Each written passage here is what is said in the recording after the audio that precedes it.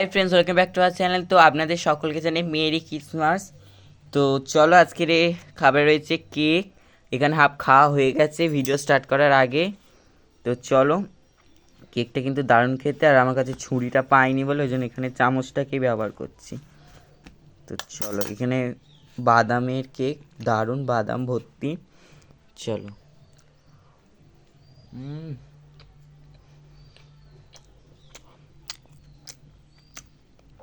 পুরো দেখুন বাদামে ভর্তি, ভিতরে টুটি বুটি, তারপরে বাদাম, অনেক কিছু ভর্তি।